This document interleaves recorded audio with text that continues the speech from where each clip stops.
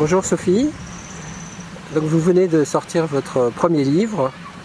Donc la première question qu'on a envie de vous poser, c'est qu'est-ce qui a été à l'origine de ce livre et qu'est-ce qui vous a donné envie? Alors la première chose que je pourrais dire, c'est que j'écris depuis l'âge de 12 ans et que les mots pour moi sont très forts, très intenses, très importants. Donc j'ai toujours aimé coucher les mots sur le papier ou maintenant sur l'ordinateur. Et donc j'arrive à un moment de ma vie où j'ai envie de transmettre par les mots plutôt que de couvrir mon ordinateur d'écrits que personne ne peut lire pour l'instant. J'avais envie de pouvoir réellement écrire un livre et par ce biais-là parler de ma vie, parler de moi, parler de mon chemin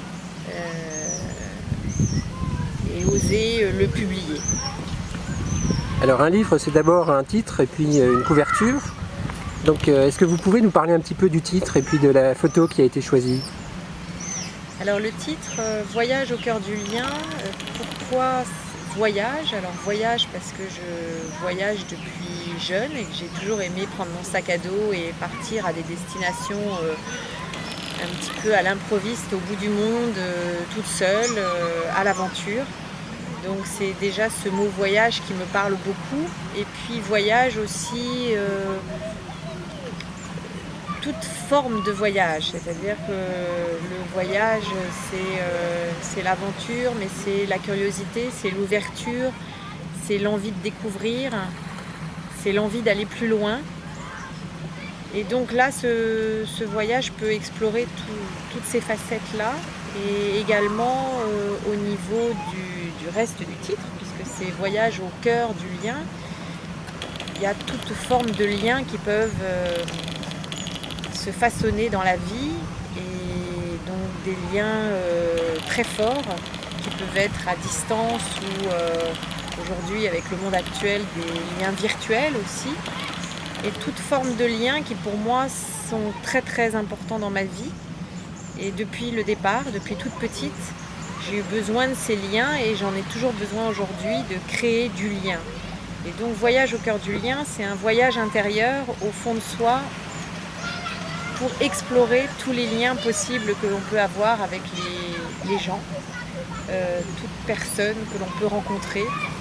Donc des liens aussi avec mes patients à mon cabinet, des liens avec mes amis, des liens avec ma famille, des liens que je peux garder à l'autre bout du monde et même 10 ans après, que je peux continuer à façonner, à tisser, à améliorer, à découvrir, à redécouvrir. Donc voilà, et au cœur du lien, parce que ça parle du cœur aussi, donc le cœur est un de mes symboles, et c'est important pour moi que les personnes soient au cœur du lien, au centre de moi-même. Ouais, voilà. Et alors la photo, on imagine que c'est vous sur la photo. Sur la photo, en effet, c'est moi. Et vous pouvez nous dire un petit peu où cette photo a été prise? Alors cette photo, elle a été prise en Terre Sainte, sur le lac de Tibériade. J'ai beaucoup aimé cette photo parce que pour moi, c'est regarder loin à l'horizon, loin à l'infini. Et donc c'est voyager aussi très loin, découvrir.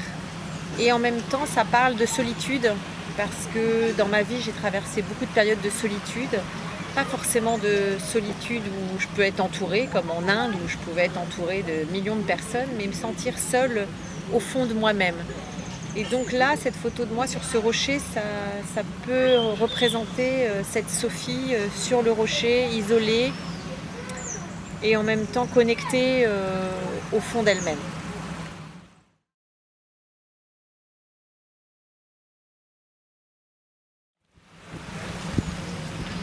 Il y a un personnage central dans votre livre, c'est votre sœur. Est-ce que vous pouvez nous parler un petit peu de la relation que vous avez avec elle et tout ce qu'elle a inspiré dans cet ouvrage? Alors en effet, j'ai voulu écrire ce livre puisque c'est un voyage au cœur du lien, mais spécifiquement avec ma sœur, puisque nous étions que deux, extrêmement liés. Ma sœur a 3 ans de plus que moi. Et puis elle est rentrée dans les ordres à 25 ans chez les bénédictines du Sacré-Cœur de Montmartre. Au tout départ, quand elle me l'a annoncé, j'ai trouvé que je pouvais l'accompagner dans ce choix, et même auprès de mes parents. C'était quelque chose où je pense que je ne mesurais absolument pas la coupure que ça allait pouvoir être dans ma vie et tout le cheminement que ça pouvait entraîner derrière, et la quête sans limite que j'ai eue après pour pouvoir la retrouver, la contacter, la redécouvrir, faire un deuil d'une sœur qui n'est plus dans ma vie active, mais qui est cloîtrée, à qui je ne peux plus parler réellement. En tout cas, je ne peux pas l'appeler, je ne peux pas lui envoyer des SMS ni mails. Je peux simplement lui envoyer des courriers auxquels elle me répond parfois avec des délais assez importants et avec un contenu qui a pu beaucoup me désarçonner, puisqu'il n'y avait plus de mots d'amour de sa part, et où je semblais être devenue une sœur parmi ses sœurs, mais une sœur un peu lointaine. Donc je raconte dans ce récit toute ma quête de Nathalie, qui a été rebaptisée Sœur Pierre-Marie, et comment pendant 25 ans je l'ai cherchée, comment je lui ai écrit, comment j'ai essayé de lui tendre la main, comment par moments elle revenait vers moi. Et puis l'aboutissement de toute cette recherche au bout de 25 ans, où elle a 51 ans, moi j'en ai 49, non, elle a 52 ans, 49 ans. Et enfin, j'ai l'impression de pouvoir la retrouver, mais pas comme Nathalie, petite fille avec moi, une Nathalie qui est une femme qui a fait son choix de vie, et moi qui ai fait un autre choix, mais comment notre lien est toujours aussi présent l'une et l'autre, elle dans sa vie cloîtrée, moi à l'extérieur. Et les paroles qu'elle m'avait énoncées à 23 ans, où elle m'avait dit « tu seras mon bras droit » ou une main à l'extérieur de ce que je ferais dans le couvent, j'ai compris l'importance de ces mots et comment je pouvais en effet peut-être réaliser de loin la même mission qu'elle, elle dans un couvent et moi dans la vie extérieure. Donc finalement aujourd'hui je trouve ça très beau, et c'est ma plus belle histoire d'amour que je veux vous raconter à travers ce livre, cette histoire d'amour entre deux sœurs qui finalement se retrouvent peut-être aujourd'hui, et j'espère pour de nombreuses années, d'une façon différente, et peut-être que l'on pourra approfondir autrement, et on pourra peut-être l'une et l'autre trouver une richesse différente en se tenant la main à distance, mais très proche dans le cœur.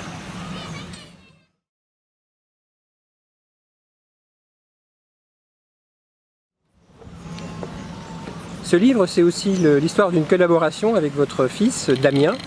Est-ce que vous pouvez nous en parler un petit peu ? Alors c'est une deuxième collaboration avec mon fils, puisque Damien, qui fait des études d'illustrateur et de design, mais surtout au niveau du jeu vidéo en 3D, et qui termine ses études-là, c'est vrai que j'ai beaucoup aimé cette complicité avec lui. D'abord il y a 2 ans en développant un jeu de cartes sur l'énéagramme, donc un jeu de développement personnel où il m'a illustré toutes les cartes. Et puis là j'ai eu envie aussi de lui demander d'illustrer mon livre, puisqu'en fait ce livre retrace un peu mon parcours de vie. Et je lui ai demandé s'il était possible qu'il me fasse des dessins pour chaque chapitre. Donc chaque chapitre de ce livre, il va y avoir une illustration qui sont magnifiques, parce que vraiment, si je peux vous en montrer une que j'aime beaucoup, par exemple, avec ma sœur. Et c'est magnifique parce que j'ai eu très peur en lui demandant d'illustrer ce livre. Il était à Montréal et je lui ai envoyé, ça a été le premier à qui j'ai envoyé mes écrits au tout début. Et puis je lui ai dit, écoute mon Damien, tu as le choix, tu fais comme tu veux, peut-être que ça va être trop difficile pour toi, peut-être que tu n'auras plus envie une fois que tu auras lu mes écrits, je t'en voudrais pas. Mais en tout cas, si tu as envie de poursuivre l'aventure avec moi, ce sera vraiment très profond, très beau et très, très intense et j'en serai très touchée. Et donc il a pris le temps de lire et puis il m'a réécrit un petit mail qui m'a fait un peu fondre en larmes où il m'a dit combien ça l'avait touché, que mon histoire avec ma sœur Nathalie était poignante et qu'il avait tout dévoré le livre et qu'il avait pleuré et que bien sûr il voulait illustrer ce livre. Donc ça m'a énormément émue et j'adore tous les dessins qu'il a fait dans ce livre, donc j'espère que vous les découvrirez parce que vraiment c'est une très jolie histoire entre un fils et sa maman.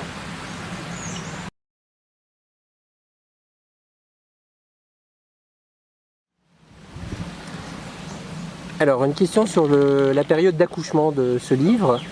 D'abord, combien de temps avez-vous mis pour arriver à finaliser ce premier écrit? Et puis, un petit peu comment vous avez vécu cette période? Est-ce que vous êtes passé par certaines phases qui vous ont marqué plus que d'autres?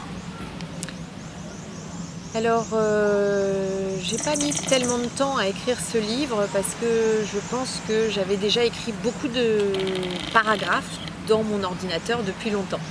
Donc il a fallu que je repioche plein d'écrits et que ce soit de nouveau synthétisé, compilé et surtout trouver une ossature et une structure au livre. Je pense que c'était ça certainement qui était plus compliqué pour moi. Mais donc c'est un livre qui a commencé au mois d'octobre et au mois de mars-avril, je dirais là, il était terminé, toute la première ébauche. Après je l'ai laissé reposer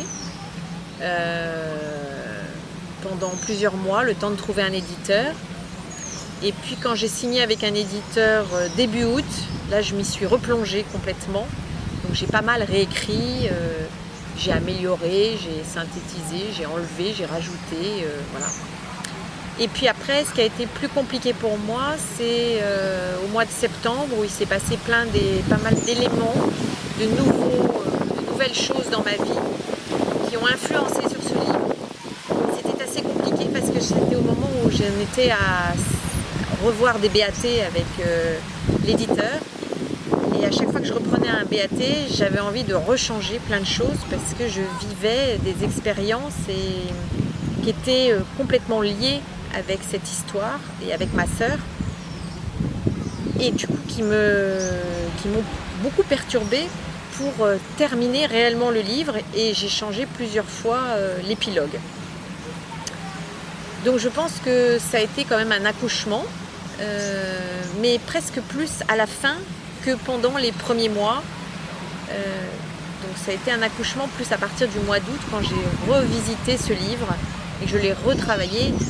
J'ai rechangé pas mal de choses à tel point, c'est qu'au 3e BAT, j'ai dit à mon éditeur que c'était terminé, même s'il y avait plein de fautes dedans, je voulais le faire partir comme ça parce que ça devenait trop difficile et pour moi de faire une fin et de le terminer. Donc je me suis dit que ce serait sans doute peut-être l'occasion de faire et d'écrire un 2e livre, mais pour l'instant, sur ce premier, je voulais le publier tel qu'il était. Voilà à peu près le parcours que j'ai pu avoir et par quoi je suis passée. Ça a été un accouchement de pas mal de choses, mais qui était déjà bien formulé, bien digéré de ma part, je pense. Et à l'aube de mes 50 ans, il était vraiment temps que je puisse écrire et dire ce que j'avais sur le cœur.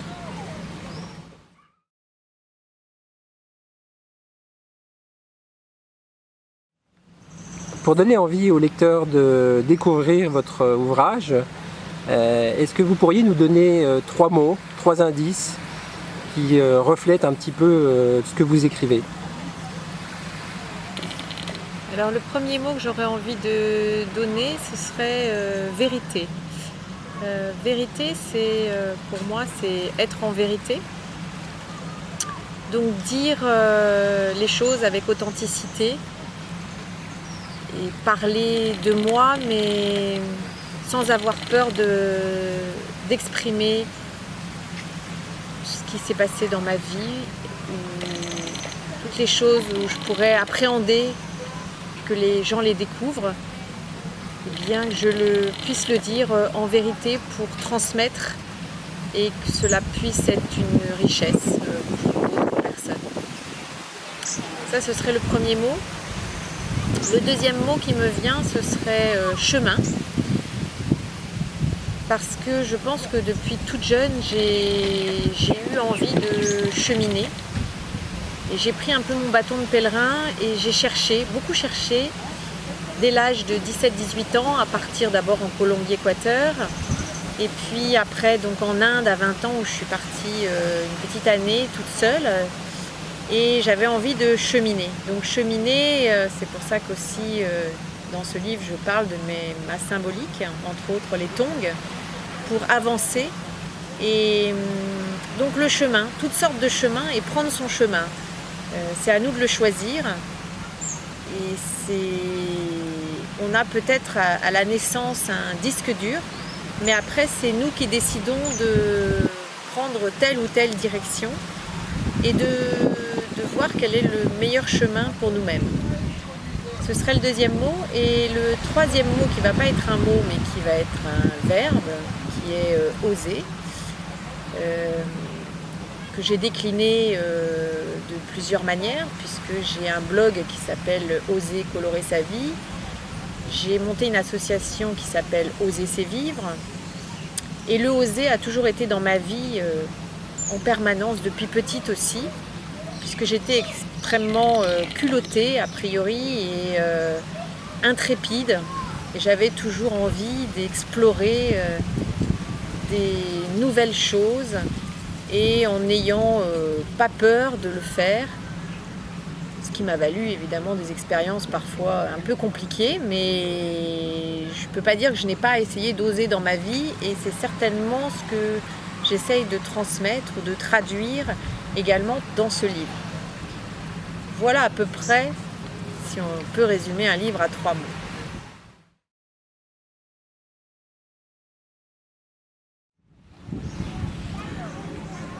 Ce livre, on l'a compris, vous l'avez d'abord écrit pour vous. Maintenant, il va aller à la découverte de ses lecteurs. Alors, qu'est-ce que vous espérez qu'ils puissent trouver dans ce livre et qu'ils puissent les aider?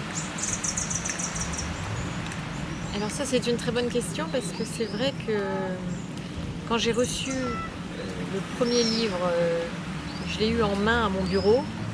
Tout d'un coup, j'ai été presque prise de panique en me disant « Oh là là, maintenant je ne vais plus rien maîtriser de ce livre, il va partir un peu partout et je ne sais absolument pas ce que les gens vont en penser, y compris ma propre famille, y compris mes 2 filles qui ne l'avaient pas encore lu, et puis mes parents, les gens proches qui connaissent ma vie, mais pas forcément toute ma vie, ou pas forcément par quoi je suis passée au fond de moi-même.